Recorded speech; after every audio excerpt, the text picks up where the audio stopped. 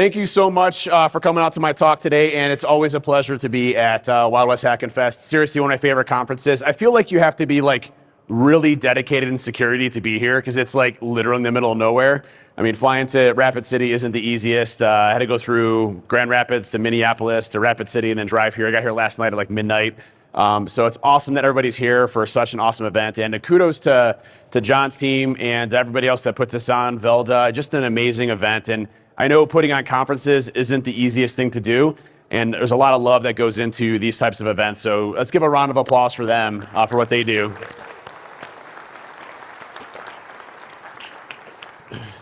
So I've been here since the very beginning, and I remember John was talking about building out a conference here that was very similar to DerbyCon, and wanted to give like the family vibe and everything else. I think John's taken it and run with it and did even better than he even expected with it. And it's because a lot of the folks here in the community and the type of people, so it's really awesome to see that and see it grow as it has. My name is Dave Kennedy. I've been in the security industry for over 20 years. I just hit my 40-year mark, which is like ridiculously weird. To think like I'm in my 40s, but it's okay. And I started Trusted Second Binary Defense, and I've been really contributing to the community and industry for quite a long time. I wrote the Social Engineer Toolkit, Magic Unicorn, number of exploitation frameworks, the Pen Testers Framework, all that good stuff. Co-authored the book Metasploit, the Penetration Tester's Guide. I'm on the news a lot. I got to help out the TV show Mr. Robot. So I worked with Rami Malek and Christian Slater a lot on different skits and stunts and things like that. Believe it or not, I was in a Chris Brown rap video. That was really weird. And they actually had to tell me to stop bobbing. It's the biggest complaint of my wife that I don't know how to dance. And they actually told me in the middle of it, like, yeah, stop bobbing. It's not going well. I'm like, okay, got it. But I was a hacker in the background. If you ever want to take a look, it's totally not safe for work, so don't do this at work. It's a really kind of scantily clad type of music video. I'm not scantily clad, just want to put that out there.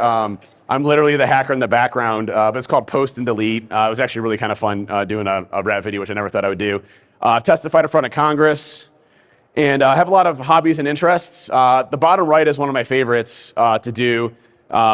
Recently, I built an esports gaming facility for a inner city school district that didn't have the funds or means to provide STEM or tech type programs, and it created 14 new scholarship opportunities a year for these students to go to full boat rides to schools through video gaming, which I thought was crazy, right? Like, I remember my accounting teacher would always yell at me because I'd redirect our gateway to go out to a mud that I used to play for video games, and I'd always get in trouble. I actually got a few detentions for playing video games at school. So the fact that they can play video games at school is absolutely awesome, and to be able to provide that and build it out for those kids. And I'm already starting to replicate that in other schools. So there's other esports gaming facilities that we're working on building right now, especially in underserved communities that don't have the funding and technology to be able to do that and be able to provide them more sporting-like events that, maybe you're not athletic. Like, I wasn't athletic growing up at all. I played video games all day long and, learned how to code and all that other stuff. And that's what kind of skyrocketed my career. And so being able to give them the same thing is really cool. Obviously, I like lifting a lot. I also own a DeLorean. I was actually hoping to bring it here, but unfortunately it's still being worked on. DeLoreans aren't the most well-built cars ever made. And the whole under chassis was rusting up, and the engines, by the way, there's no chance of that DeLorean going to 88 miles per hour ever. In fact, a tidbit of information you may not have known is that they actually had to put a Porsche engine into the DeLorean because the PRV6 they had in there was so bad. And it didn't actually go to 88 miles per hour on the speedometer. They had to put a custom speedometer for the movie to get it to 88 miles per hour. The speedometer only goes up to like 75, and there's no chance of you hitting even 75. Like, I'm lucky if I'm going 45 on the freeway on that engine. So, but everybody thinks it's cool. Even if I'm going 45 in the right lane, they're like, oh my gosh, it's a DeLorean. They don't care if I'm going super slow. So it's pretty awesome. And then obviously I've been doing a lot on the fitness stuff. If you haven't checked out our podcast, Hacking Your Health, it's a pretty cool podcast talking about like the struggles that we face in security, being kind of sedentary and everything else, and kind of my journey from being 315 pounds to where I'm at today, and kind of focusing on the fitness journey has been a lot of fun here too. And what Joff was referencing here is The Rock and I are pretty much friends now. So like, I was going to go hang out at his house, but he didn't want me there. But it was cool to get a tweet from The Rock and be able to see that, which I thought was really cool. And last but not least, being on the news is kind of fun. I always like telling the story because it's one of those stories about not getting too comfortable with what you do in life. And when I go on the news or I speak and things like that, I usually don't get nervous. It's kind of a second nature to me. It's something that you build over time. It wasn't always that way, right? And when I go on the news, I'm usually wearing like a suit top or a thing, and I'm usually on, wearing gym shorts or whatever, because it's, they don't see the bottom half of your wardrobe attire. It's what we've all done in Zoom for the past couple of years. But what was interesting recently is I was on a news organization. It wasn't CNN, but it was a national news organization, and it was during the heightened Iranian nuclear treaties or negotiations that were going on, and they were talking about the Iranian cyber threats that we're seeing and their capabilities, and they wanted me on as an expert to talk about it. And it was a cool opportunity, and again, I throw my fake suit on, go up on there, and I'm ready to go, everything's great. And it was two segments. So the first segment was an introduction to the Iranian nuclear treaty stuff that's going on, and like what that means from a UN sanctions perspective, and stuff that I know nothing about whatsoever, like at all. I don't know anything about UN sanctions or anything like that. And the second segment was my segment, which was the cyber stuff, which I know plenty of stuff on, right? And they got the segments mixed up, and they introduced me live on TV as an Iranian treaty nuclear expert. And I don't know if you all have shit your pants before really bad, but that was a moment where I was just like, oh God, this is really happening. And so I started sweating in places that I didn't know was possible. I was under my nose sweats, that happens, really? Your ears sweats? I was instantly drenched in sweat in 2 seconds. And I'm live on national news. And it looked like there was probably I was in a cooking sauna, because I was just dripping in sweat on live TV. And you have two options there. One is hey, I can correct them on live TV, which would have been the reasonable thing to do, but I'm panicking and I have no idea what's going on. So I'm like, oh, I could probably BS my way out of this and become an Iranian nuclear expert. So I was an Iranian nuclear expert. And it was interesting because they were asking me all these questions that I had no clue what I was talking about. And I kept trying to direct them towards cyber. And the news anchor's no, David, we have a cyber person coming up next. I'm that person, please help me. Eventually, luckily it was only a minute segment, and I could hear the producers in the background saying, we got the segment mixed up, that's the cyber guy. And I'm like, yes it is, please get him out here, get me up here right now. Anyways, it all worked out, not really at all. But I think I've scrubbed that music video, or not that music video, but the video from the internet, which has been great. But that's not why we're here today. I love this talk because looking at history and perspective of being in this industry and where we're at today, we've come a long ways. There's so many strides that we've done, so many improvements and made things better in the cybersecurity industry. But when you look at the progress we've made, we also see progress on the other side too, don't we? We see ransomware groups that have the same or equal level playing field as nation states from a capabilities and research perspective. We see nation states with unlimited funding, and they're continuously innovating. And our security programs are still relatively hard to implement in most organizations. It's really expensive. It's usually afforded to companies that are relatively large in nature. Small to medium-sized businesses usually don't have large dedicated security staff. I always made the joke in talks that I could fix security today, right now, I know the fix for security, and that is for every one employee that you have at your organization, you have one dedicated security person. So if you have 500 employees, you have 500 security people, it would fix the issue. You could just sit behind Bob and be like, Bob, don't click that. Bob clicked it. Okay, let me get his computer. And you can just pass it into a chain, they image it, come back. It'd be so efficient. It would solve security today. But unfortunately, we don't have that ability. And so small to medium-sized businesses are still relatively unprotected. And then you have large organizations where still to this day, if an adversary is somewhat crafty, they customize and change their detections in some way, shape, or form. They're able to circumvent what they have, and then from there they wreak havoc, right? And so we have a kind of a dilemma where we've made a lot of strides as far as visibility, telemetry, and being able to understand infrastructure and organizations and what is good and what's bad. Understanding more of the offensive mindset of what attackers actually do. The MITRE ATT&CK framework was a great step forward of mapping tactics, techniques, and procedures to adversary capabilities. All great stuff that we're doing here in this industry to make it better, but it's still really, really complex. And it's still really, really challenging to deal with. And the thing is that if you look at the technology that we have today, it provides us some awesome stuff. But again, if an attacker is smart, by changing things just a little bit, it throws us off and we're off center. And now we're basically the antivirus of the 2022s or whatever the year it is now. I don't even remember anymore. Where we're really still focusing a lot on the static behavior detection, or static detections versus behavior. In 2014, I gave a talk at DerbyCon with a friend of mine, Kevin Mitnick.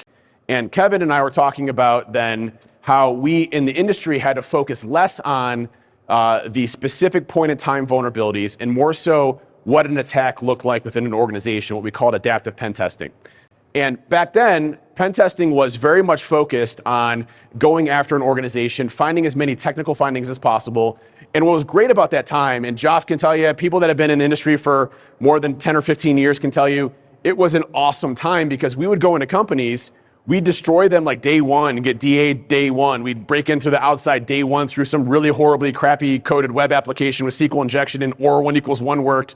I'll tell you a funny story about that. I was doing an engagement for a bank, and their web application had a login portal. This is when I first started off. I had just gotten out of the military and the intelligence community, and I was learning web applications. And like the first thing I think it was like the Hacking Exposed book by Stuart McClure and those guys, like they showed a definition of what SQL injection was, and it was like a single quote or 1 = 1, dash dash, right? I'm like, oh, cool. So I just tried it for the first time on this login portal of this big banking site, and it logged me in as admin. And I was like, this hacking shit is easy. This is so easy. Like, can I log in everywhere with this? And then it's the only time that's ever happened to me. But like, you're having to do the report there, you're like, I logged in as admin. They're like, oh my God, I can't believe it's on our website. I'm like, I know, me neither, right? This is so cool. But those days were amazing because I could go into a company and day one, we'd totally destroy them. And then I'd spend like the next week writing a really cool tool like Magic Unicorn or the Social Engineer Toolkit or doing a new release because we'd already destroyed that company inside and out. And then we'd write a report, and that report would say, hey, here's your technical findings. And the company would fix those technical findings. And then next year, we'd find more technical findings. We'd break in the same day. Next year, do the same thing. It was just back and forth where it was just super easy to get into corporations and organizations. And the focus was was so much on the technical findings, less so on how an attacker actually operated in their environment, that we never really got better.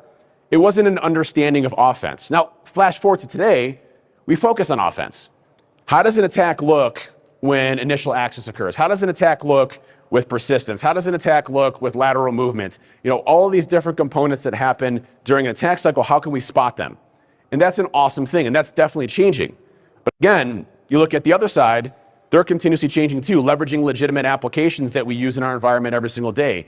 One of our teams at the Binary Defense Front side, the threat hunting team, was recently doing an exercise where they're kind of baselining in organizations remoting software.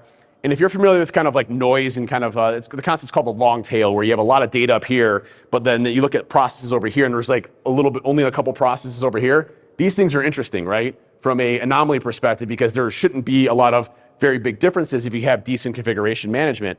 And they noticed over here that there was like 2 machines that had remote access software that didn't match the rest of the company.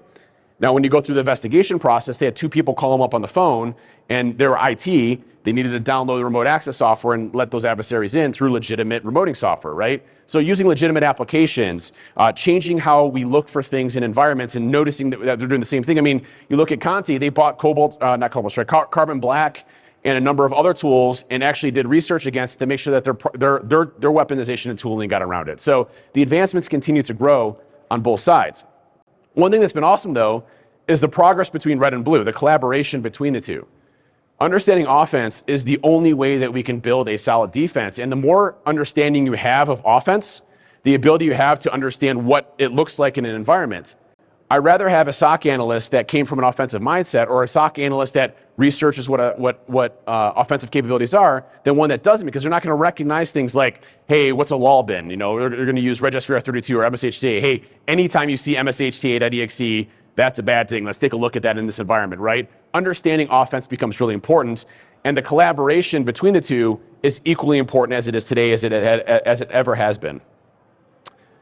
But again, the issue we still run into is that security is super, super, super expensive. And what I mean by that is it's complex, and we have these things that are called security programs, right? Security programs, which take years and years and years and years of implementing, and then they're never done, and then they continue to progress years and years and years past the road, right? Is anybody here ever finished with their security program? We laugh at that because it's a never-ending job, right? Well, when AI and ML comes out, we got to put that piece of technology in because that's the new buzzword, or zero trust. We got to re-architect our infrastructure. But there's always something that we're always working on in our environment to get it done. And that's the thing. Our security programs take a long time to implement.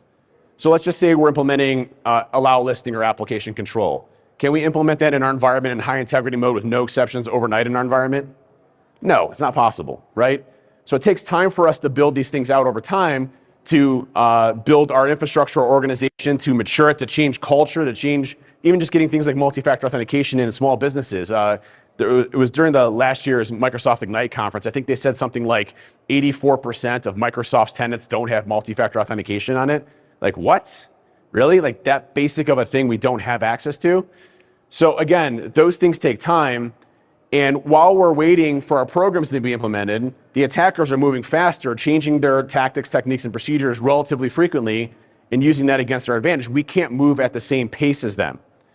And that's why we'll talk about why visibility telemetry is important. We'll get into some, I guess, some cool demos to show as well of getting around some stuff. But again, we have a lot of work to do when it comes to how fast we can implement things and augment that to get better. And when you look at the industry itself, most organizations aren't in a position to do adversarial simulations. Just not. Like most organizations don't have a high enough security level to say, hey, we need to model ourselves after a threat actor, their capabilities, and target us. Most organizations are still in the early stages around detection engineering, their ability to ingest data, the right telemetry sources, not everything, shave that down, baseline their own environment. That stuff is hard to do. I mean, does everybody here feel like they know every single piece of technology in their environment? We all shake our heads no, because it's not possible, right? So our businesses are going to continue to move with technology, and we're going to continue to have to play catch up in that. Now, what's interesting is in the 90s and early 2000s, we tried to be kind of the gatekeepers of everything technology, didn't we? Like, let's lock down everything. You know, we're going to put firewalls in place. We're going to be that draconian firewall admins. And you had like the old Unix guy with the staff in the basement that you kept in there that would not let anybody do anything, right? We've changed a bit, and we have to focus on agile workflow development, which they're pushing out production changes probably on a daily or weekly basis. So all of these changes that allow a business to operate also create exposures and vulnerabilities for us that we have to deal with on a regular basis. And what's interesting, if you look at Lapse, so a bunch of teenagers, how much success do they have? It's incredible, right? Lapse is a bunch of 17, 16-year-olds broke into Okta, Microsoft, Uber, a whole bunch of companies that have really good security programs, and they went undetected for a large period of time until they started shit talking, right? And then, sorry for the language, but after they started talking a bunch of stuff, they finally got busted. They're like, oh, we have adversaries in our environment. Whoops, that's not good. But what's interesting about Lapse is they took advantage of something that Russia is taking advantage of. A lot of the other APT groups is they focused heavily on cloud services. Does everybody here feel like they have as good of visibility in their cloud environment as on-premise? No, right? We don't typically have as much good detection or visibility in cloud infrastructure. And so Lapse took advantage of that, and they used third-party contractors or already compromised credentials to be able to get access into it. And this is from Michael Koshwara. Hopefully I pronounced that correctly. But he did a great view of mapping these to the MITRE ATT&CK framework side. And what's interesting about this one specifically is it's nothing special about how this attacker got access into environments. And what I loved is that everybody's freaking out about the push notification stuff. Push notification should have never been an option for any organization, period. It's one of the worst things that anybody can implement from a multi-factor authentication perspective. I'll tell you, if you do a push notification to a user on a phishing exercise and your IP address is in their location that you research, you're going to get over a 90% success ratio of them allowing that push notification. Over 90%. Is MFA really doing the right job there? My favorite one that works 100% of the time on phishes is send that person a text message the night before and say there's going to be some outages with the multi-factor authentication solution. Go to LinkedIn, research what they're using from an MFA perspective, use that name in the actual SMS, and say tomorrow you may need to hit allow to repair your device with the multi-factor authentication solution due to this outage. 100% success, guaranteed. So they're going to hit approve every single time that happens. So push notifications, and the one that did here is they spammed the hell out of the person. It was a contractor, and just kept hitting, approve. And the contractor's probably like, I'm sure IT's doing something stupid, so I'm going to hit approve. And they hit approve and allowed the attacker into the environment. And once they got access from that system, looking at the file shares, they found a PowerShell script that had hard-coded admin credentials to it with psychotic access control system or access management system, that's a bad one, right? But here's the thing, Uber has a dedicated security team. They have standardization of procedures. They have a governance program. They have everything that we talk about every single time, but yet from a normal manual penetration testing perspective, they fell victim to everything that we see on engagements every single time. If you're a penetration tester, this was not a surprise to you at all in any way, shape, or form. In any way, shape, or form. And it's funny because like a lot of people were like, I can't believe Uber had admin credentials hard-coded inside of a PowerShell script. Let me tell you, that's the least worst thing I've seen in an environment from some of the things that I've gone into. Like some of the most horrible things you can possibly imagine, you identify and find when you're doing these types of engagements and assessments. So again, anybody can be susceptible to that. So what's changed as far as these different groups and why are we seeing things happening? Well, what's interesting is most of the malware that we used to have to deal with back in like the 90s and early 2000s, even mid 2000s, was more commodity malware or more like self-replicating things, those types of stuff. Well, these groups got good and they started building service models out for manually going after organizations. So they do manual penetration testing, very similar to what we do. They have, what I thought was amazing is during the Conti leaks, everybody see the Conti leaks? So the Conti infrastructure, they had a help desk system to where you'd have a higher tier caliber of attackers that could provide data to less sophisticated attackers. So you essentially have a help desk of better hackers that could help you break into your infrastructure. It's a great model, right? Same thing we would do, again, in any consulting company. If you're having trouble breaking into it, who do you go and you ask? You ask your subject matter expert in web applications or whatever. And what I thought was absolutely amazing, and it totally validates why Nano is so much better than VI. Just kidding. Well, not kidding really, but just that. I love Nano, just saying. But you see this Russian hacker, and you see him swearing, like explicit, swearing. And the operator, the help desk person responds back, and he's like, hey, what's wrong? Why are you swearing? And he says, what kind of hell editor is this? How do I exit? And it was VI. So I thought it was amazing that happened in the leaks. It was amazing. So good. Even Russian hackers can't get out of VI. So, but the specializations that we see out here are where we're seeing these large advancements. So you can see, Evil Proxy launched their phishing as a service component that is specifically focused on trying to circumvent multi-factor authentication or incorporating multi-factor authentication as part of it. Same thing for weaponization and tooling, for the encryption components, all those different things, they're monetizing themselves based on specializations. And then when one of those groups goes away, like Emotet went away, 2 more groups or 3 more groups take their spot, and then Emotet's back a few months later with different capabilities. Same thing for Black Cat, we saw with Colonial Pipeline and everything else. So these groups, continuously are evolving and getting better and better and better at what they do. And even 17-year-old hackers like Lapse have the ability and knowledge to break into multi-billion-dollar companies with hundreds of security staff, monitoring and detection programs, endpoint detection and response tools, EDRs and XDRs and SIMs and everything else that we talk out there. It's all, possible today. So today we have all this stuff, but yet we still see all of these major things happening. And the question is, well, why is that? Why are we not designing our programs to be able to handle customization of attacks? Why aren't we handling a compromise of an account and building our security programs to be able to be more resilient in those different areas? And I'll talk about that. So let's talk about adaptive adversaries. So like what I love about, well, I don't love, I hate this part, but what I love about where these folks have gone is I was totally wrong a number of years ago, like 10 years ago when ransomware really first started coming out. I said ransomware was just going to be a fad. Now, obviously I got that way wrong, right? Like just a little bit. But what I didn't realize was, they were going after, grandma and grandpa. They were going after low sophistication bar stuff. I'm like, these groups can't survive. It's going to be the same stuff that we see from like business email compromises and that type of stuff. This is going to be low-grade type attacks.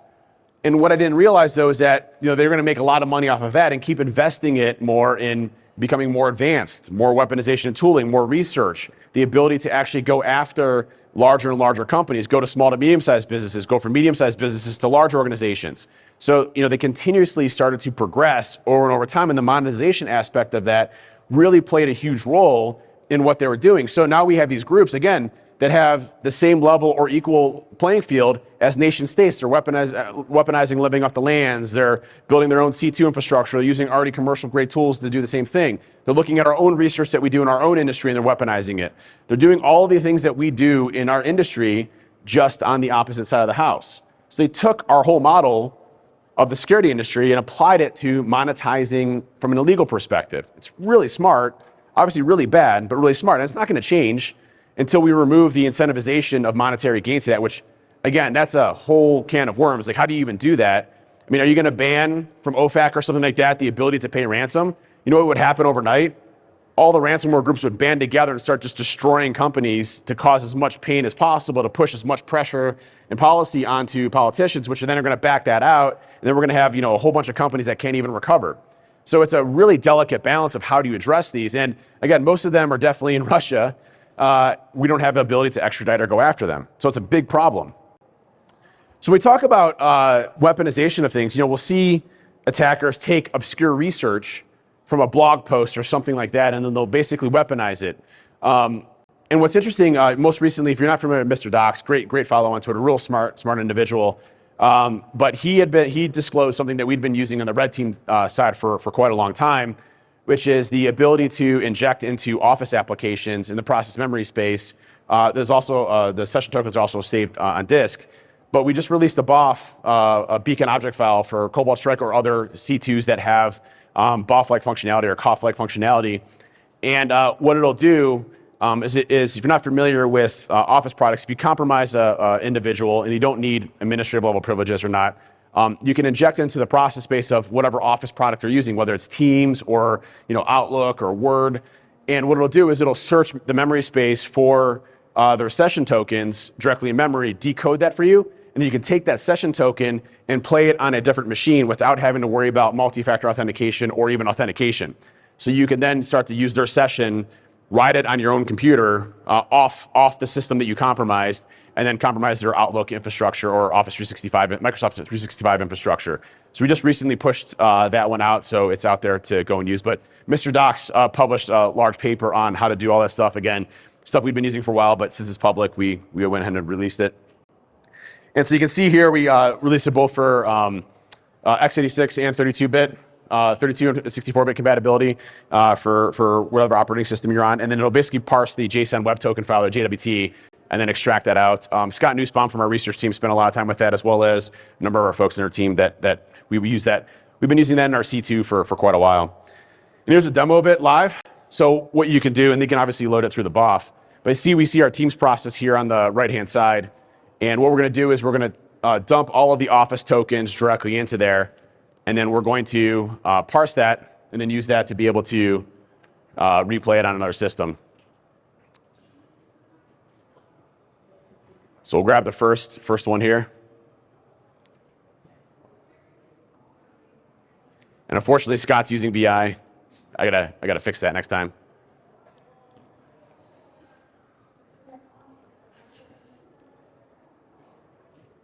I think he intentionally put in the video just to troll me. So and you can see our decoded token here, and then we could use that to basically play back on our other system, which is nice. So good stuff. So what's interesting about a lot of the stuff here, that most likely, I haven't seen anything that would detect that. You're not really doing process injection in the traditional sense. You're scraping a process for its memory space. So I haven't seen any detections ever trigger on us from this specific case. So again, using obscure things that may allow us to do other things on an organization. And the attack customization is really what's killing us in our environments today. We're good at taking a look at TTPs from previously used data breaches or new research that comes out from a law bin perspective, and then using signatures to basically detect what that attack looks like. But when you start to manipulate and customize those attacks in some way, that's when our detections start to go out the window, because we don't want to generate a million false positives. We want a specific off of that attack. A good example of this in just customizing your attacks, I was doing a attack on an organization. It was an insurance company. And I had built out, I'd done research on 2 individuals that were in their R&D department for a new service offering that they were looking at doing. And so I was emulating or simulating a company that wanted to know what their service offerings were going to be. So their 2 R&D people were my main targets for this specific attack. And I had built a whole website. It took me like a week to do this because I found a cross-site scripting issue in one of their main web applications that allowed me to then send a phishing campaign that was going to go to them that I could target specifically off a domain in an actual web application that they owned. And what was interesting is I sent an email to their corporate communications person first, not because they were a target of mine, but I wanted to see the response back. It had nothing to do with technical stuff. when they respond back to you, I pretended to be a media news organization that wanted to do a story on them, and the corporate communications person responded back to me super happy, and that gave me an idea of what their email looked like, right? Signatures, the disclosure statements, images to make it look believable so that when I send an email, it looks very believable sending it to them. So I sent them an email, targeted those two individuals, and I had two main objectives. One was to capture credentials, and the second one was to get remote code execution onto the system so I can get a C2 and I can start doing my stuff, right? Well, so I sent the fish out. I got both of them to enter in their credentials, but unfortunately I messed up my payload stuff and I didn't get remote code execution. So I'm like, okay, well, I got credentials. That's one start. I can probably go after them again, or I can just try to see if I can log into the VPN concentrator. So I went to go log into their VPN concentrator, figure out what multi-factor authentication solution they had, and it was a Cisco device, and they had push notifications automatically established. So I logged into the VPN, and it automatically sent a push notification saying, hey, we're making sure this is you. And I didn't mask my IP address. I wasn't even thinking about it. I was just trying to see what MFA solution they had so that I can get around it. So that already sent a push notification. I'm like, oh man. I just blew my whole attack. I spent a whole week on this. I'm gonna have to burn everything down and go after a few different people and do different things. And so I'm like, okay, I'm gonna go get a bourbon because it's gonna be a late night. I'm gonna have to redo everything. So I go and get a bourbon and I come back and I'm logged in. I'm like, oh, that's weird. Well, maybe I'm not really logged in. Maybe it sandboxes you in the side or something like that. Or I'm like, I don't know. And I was like, nope, I can hit everything on the network. I'm like, I'm in full VPN. I'm like, oh, this is interesting. And so the person's like, well, I'm probably logging in from somewhere, and hit approve. So again, push notifications, not the greatest thing to deal with on those, but attack customizations make a big difference. Now, most of our detections are in the initial access side, right? I would say most of us focus on what happens when an attacker tries to get remote code execution, but we don't focus as much on the later stages. As you start getting further down the chain of an attack, the detections start to go out the window. Like DLP, for example, I still have never gotten caught by DLP ever in my history of ever. And I've taken a whole bunch of data, everything, right? Terabytes and terabytes of data, right? Shipping it up and everything's good, right? DLP is like, nope, everything's fine, no problems whatsoever, we're good. Okay, cool. So the initial access stages are where a lot of our stuff's at. So if we can get around the initial access side, we usually have a good opportunity to get after a company. Now, here's the thing. Most companies rely heavily off of the technology that they purchase for the detection. So let's just say you're using this EDR or that EDR or this endpoint protection product. We already have those products and we test our capabilities against those products. So if we're going into your environment and you have X products, we know we're fine. Now, when it really starts to get challenging and where it really starts to get hard for us is when you have understood your own environment and you start to build your own custom detections. And that's when it starts to get really hard for us, right? Because we don't know what landmines we're walking into. You start talking about deception, that becomes a little bit more challenging as well. So if you look at the technology today, does anybody remember the old anti-skip stuff, the 90s, the CDs? I remember I had the Antishock and they had the Antishock Advanced you can put on there. So it was even better Antishock, but so that would mean instead of every 3 steps, there's every 4 steps it skipped. But when you look at where we're at today, I'm not saying EDRs are bad, they're great. They're data telemetry, being able to pull back endpoint data, network data, centralize it, look at your environment. That is an awesome thing. We need that. We need more of that. But the issue is that we rely on this technology to be the savior of us, and it can't be across the board. We have to make that technology our own. We have to be able to understand our environments and what's actually occurring in there for us to get better at what we're doing. So again, if you're not making these tools your own, we know going into your environment that we're going to circumvent it. And I'm going to show you some examples of that. So here's a demo, and I've given this one before, but I haven't given the next one that you'll see here. This is an example of attack customization. Now, what I mean about attack customization is you're taking something that's already well known out there and you're customizing it so that it gets around something that is a challenge for you. Now, the thing is that if we write something completely custom, our chances of getting detected, relatively slim to none. So a good example is this tool I wrote here called Magic Unicorn, which is a public tool that you can go and download. It's a PowerShell exploitation framework that basically takes shellcode and will inject the shellcode directly into memory through PowerShell. Does a lot of obfuscation and things like that. This is a public tool. So whenever I release a version of this, all of the antivirus products and things like that, oh, there's a new version, we got to write a signature. So they write a signature and then I'd write something different and it'd go back and forth, back and forth, back and forth. Well, I forked this about 2 years ago and wrote a tool called Sweetcorn that was internal only that used a different method, and it still hasn't been detected today. So no issues because I modified and changed it. Still no detections. It's not public. So why write a signature off it because we don't know it exists? Our C2 that we write internally for Trusted Sec, it's going on 4 years now. We've written it. We have 0 detections, period, for 4 years, right? That's the state that we're in today. If you write something custom or modify something and you're not stupid about it, you still have a long shelf life of what you actually go and do. So I'm going to go ahead and run this and show you how easy it is. Now, one thing I want to show you here is that we're going to go against Windows Defender. Now, Windows Defender's gotten a lot better over the past several years. It used to be total garbage, then it went to like kind of garbage, and now it's actually a pretty decent product. But the issue, though, is it's still the same thing that EDRs leverage. They're looking for very specific detections in your environment. What we're going to do here is we're going to leverage PowerShell to get us remote code execution. Now, the thing is, I'm going to use a public tool that is widely available out there, so it should get detected off of the bat. But how do I modify it to get it around? And how hard is it for me to modify my own tool to get around it? Now, what's going to happen here is we're going to run the PowerShell script. Microsoft has something in its operating system called AMSI, or the Anti-Malware Scan Interface. And AMSI is kind of an injection point into PowerShell right before the PowerShell interpreter is going to execute. And it's going to use what's called AMSI scan string or AMSI scan buffer, depending on the AMSI provider, which is going to be the solution. And it's going to take a look at that and say, hey, is this malicious or not? Okay. So it was a good idea to put this in there from a PowerShell detection perspective, but still very weak as far as implementation of what it's actually doing.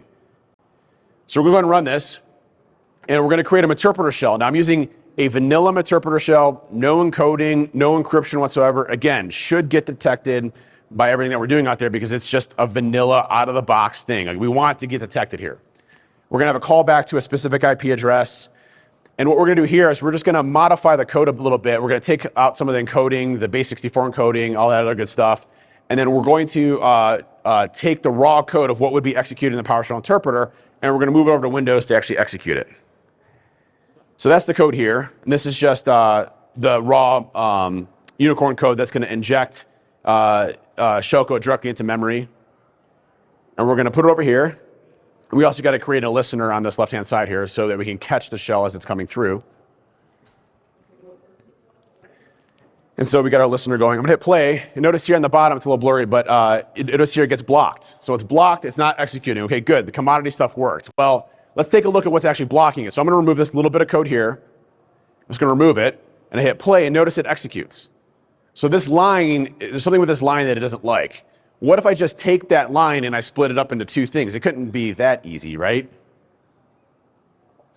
So we're just going to take it and say A equals, and we're going to split that command up, and then we're going to hit play, and then no detections, and we get around the detection criteria for Defender.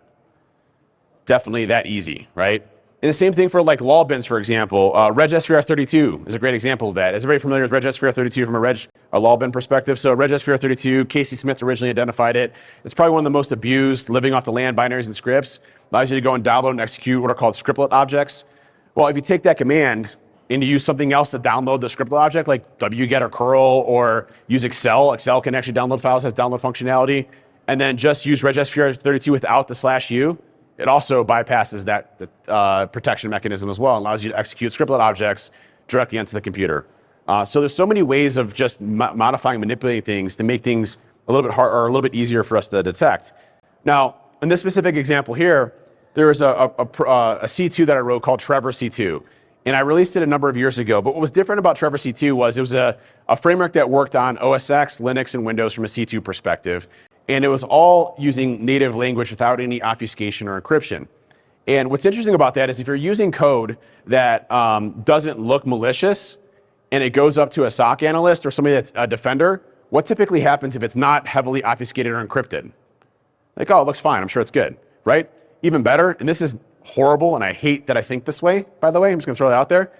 But if you go to a company and you go to LinkedIn and you see who their systems administrators are or PowerShell admins are, and you put some comment code in there and you say, hey, this is a script for exchange reporting metrics written by the name of that person that's in IT, and then you launch it, never been caught on that one. That's horrible. I feel so bad. Like, feel like the worst person ever when I'm doing that. It's like, it's just so wrong. Like, you know, and no one gets that.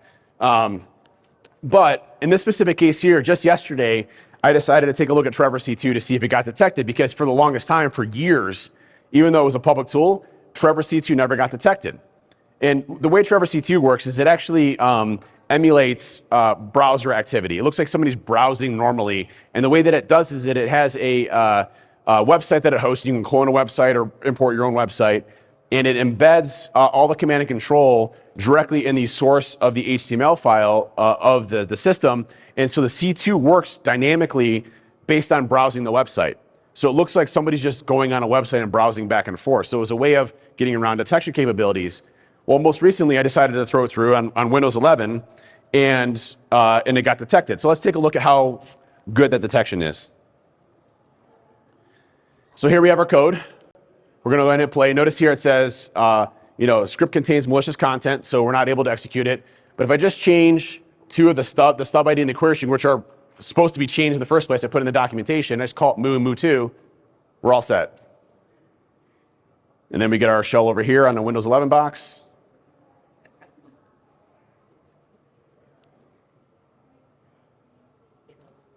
And we're all set. Easy peasy. Two little scripts. And that's out of the box. Like not even the cipher, which the cipher is like legit, like hard coded in there. I mean, you could change it obviously. So these are all the top variables that you see up here are all the things that you're supposed to change as part of the C2 in the instructions. And they just flag off of those two because attackers never customize their attacks, do they? Yeah. So why does this work? Well, first and foremost, the way that this works is through legitimate programming and how the application is designed to work. So it's not something that's abusing process injection, for example. We're not injecting into another process and allocating memory. We're just using how the programming language is designed to do. We're not obfuscating it and making it look super shady. So again, has a lower bar of entry to detections. You can see here, I mean, it looks legit, right? It looks like just a programming language and everything else. There's no like, C2 command and control, callbacks or, doing illegal activity. And so we see this from a research perspective and no detections. MSDT, everybody remember from Felina that happened, made a lot of big noise out there where you could use MSDT.exe, which would then break out the sandbox components of like Outlook, or you could use Excel and then it would get remote code execution through there just through opening up a Excel document. This research back in MSDT.exe was back in 2015. We just never put any detections around it or anything like that until it bubbled up to remote code execution. So there's a lot of stuff out there that attackers have a green playing field with of doing research that we're not even looking for from a detection perspective. One of the things that we're going to be releasing soon, and there's actually some good stuff on this, again, obscure blog post from 2019 from Sophos going through password managers. And they did basically 3 paragraphs of LastPass, and one of them said basically, hey, inside of the memory of LastPass, they don't remove their hash value of their password or passphrase.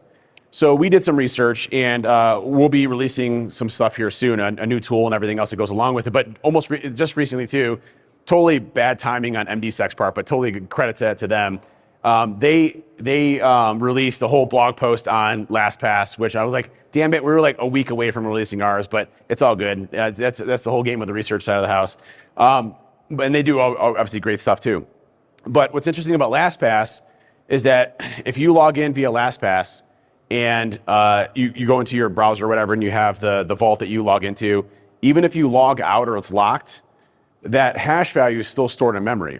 So you're able to inject into that process, and you're able to take that hash, salt it, and then grab the offline password vault and decrypt all of the passwords that are in there, even if you're completely logged out of it. And there's also a lot of other attacks available with that as well. So even if you're completely logged out of LastPass, you still have the ability to, as an attacker, to extract all of those passwords directly from the process space and then from there the offline cache storage of all those passwords. So we'll be releasing a white paper and a new tool coming out soon for that. So the truth is if as an industry, if we're solely relying on our products and tools to be the eyes and ears for us, we're going to fail. And what that means is that until we make detections our own in our own environment, and we baseline what our environment looks like, which is very difficult to do, it's not easy, we're going to continue to see this. So a good example is you look at a lot of the ransomware groups, past initial access and past persistence footholds, they're typically using things like PSExec or using other ways of doing lower level protocols like SMB and RPC to leapfrog and pivot from a lateral movement perspective. Is that normal to see from a workstation perspective? We see that normally in our environment, and if not, what can we baseline our environment, put exceptions in place, and look for deviations of that? So it's about getting to a place that allows us to look for the behavior that we're seeing out there versus the very specific technique and pattern. And that's the most important piece there, is that if I manipulate or modify my attack, am I still going to get picked up? Like a good example for RegSVR32 is, do we even have that process running in our environment at all across our entire enterprise from a regular user account? If the answer is yes, well, can we baseline those users? And then can we look for deviations of those users? And so if we see RegSVR32 ever executed in the first place, the best control is obviously going to be application control or allow listing to restrict the access for those in the first place. But again, that takes time. Can we look for those deviations as it starts to come through? And these attackers aren't using thousands and thousands and thousands of different types of techniques and procedures. There's a lot of handful of things that are high alert things that we should be looking for. And so we look ahead, why is security so hard? Well, we still got to focus on the basics. And it's hard for me to give presentations because I feel like I'm talking about the same thing that I did 15 years ago, which is the basics are what's going to save us in many cases. And the basics are, hey, we have to have telemetry data and information coming back to us, and we have to have people focusing on that data and writing good detections across our environment. To me, detection engineering is probably fundamentally the most important role inside of an organization. And most companies do not have dedicated detection engineers. Again, so I was a chief security officer for a Fortune 1000 company. I was a chief security officer for Diebold. And I just want to say I came in after the voting machine issues. I always throw that caveat out there. So I helped build the program after the voting machine issues. But in those specific areas, if I were to look at it today, where would I spend most of my time on? It wouldn't be my vulnerability management program. I'll get to that, okay? And that's an important piece. Reducing our technical debt and technical vulnerabilities is a major piece. It would be sitting there working on data telemetry and focusing on detection engineering as a big piece of that. Because listen, I know my vulnerability management program is always going to suck. I'm going to go from 100 million vulnerabilities to 50 million vulnerabilities to 10 million vulnerabilities maybe, and then I have 10 million, maybe I get to 9 million, and then 8 million 7 years later. It's going to take some time to get there, and then I'm always going to have a pissing contest with people who own the applications, who owns this middleware tier and who owns that application and who owns the software over that system here. It's going to be this whole process I'm going to have to deal with over and over and over again. So it's going to take me years, right? But if I have a team that focuses on information and getting that data back to me, I can do that a lot faster, especially if I'm talking about putting an EDR in place or something that I can get data back, or using Sysmon from a event log tracing for Windows perspective, getting more visibility into my environment. Those are things that I can move much faster on. And that's what we have to focus on, is being much faster at what we do, much faster at detections, much faster at understanding things. Again, from a red teaming perspective, if I'm going into an organization and I'm going against a product, I'm not concerned. Not concerned. I have zero concerns. If I'm going against a product and a customized detection strategy in an organization, I'm concerned. Because I don't know what's going to trigger a specific alarm or detection. Especially deception. My God, I hate deception. Hate it. I have no idea what I'm looking at. I'm like, that looks like a domain admin account, but is it really a domain admin account? I really want to touch it, but is it really something that I need to touch? I'm like, I'm not going to touch it. I'm going to leave it alone. I might touch it. I might go over there. No, I'm not going to do it. I'm going to do it. Okay, I'm not going to do it. Okay, I'm going to go over here now. And then I'm going to come back to that domain admin account that looks so good. And those are the ones that I'm like, it freaks me out, right? You see that there's some deception, and you're like, okay, I need to literally walk on tippy toes the entire time because I don't know what's real and what's not. So deception can also be another really cool thing you can implement that really jacks with attackers out there. Huge advocate and fan of those. But again, detections have to be much faster. Detection engineering, how we go into that has to be much faster to get there. And then baselining and monitoring, that's the biggest piece here. If there was a company we went against that we did what was called a more longer term red team engagement. It's where it spanned 6 months or so from a red teaming perspective. And it was low and slow, and it was adversary simulation and all this other stuff. And we did some awesome stuff. We found a 0-day, used it to get command and control. Our command and control didn't get detected. And what was interesting was they had broken out their users into technical and non-technical people, just based on position title in Active Directory. And if a non-technical person issued a technical command, it would trigger an alarm saying, hey, this is weird, you need to check it out. And so we're on this box, we're being really stealthy and careful, and we issued a technical command, and it triggered an alarm, and they booted us out. This is like 4 months of researching a 0-day, getting access to getting remote code execution, getting our C2 to get around their detection capabilities, which they had really good detection capabilities, and we could get booted out by issuing a technical command. I was like, that sucks. That was like the worst day ever. We were crying a lot, actually. But those things, the custom detections, are what snags us on these engagements. So some things that work really well. I mean, one, hardening your infrastructure, I think, is really important. Most of the attacks that you see are still abusing, Active Directory misconfigurations, whether that's, SPN accounts or unconstrained delegation or certificate authority issues. We all know these things that happen frequently. LLMNR, or locally multicast name resolution protocol, or NBNS, NetBIOS name services. The common things that we abuse from a pen testing perspective all the time. Those are things that you can hopefully reduce those quickly and get those actually addressed so that you're at least making Active Directory a little bit harder to compromise. But things like, excuse me, things like disallowing workstation communication, especially on lower level programming languages like RPC and SMB. Like, why do we need that? We don't need that. We don't need users and users talking to each other. Same thing for segmentation on server infrastructure. We need every single port and protocol for all of our servers. Again, I know it's easier said than done. Even things like PowerShell. Do regular users need full access to a full-fledged programming language? Does Bob need access to a full-fledged programming language, or can we put exceptions in place and disallow PowerShell execution? Those are all things that we should consider. On the detective side, visibility is so important. Again, making sure that you're looking for that unusual behavior that's happening in environments, again, all becomes really important as things go along. So my final thoughts, and then I'll open up for a couple questions if we have time.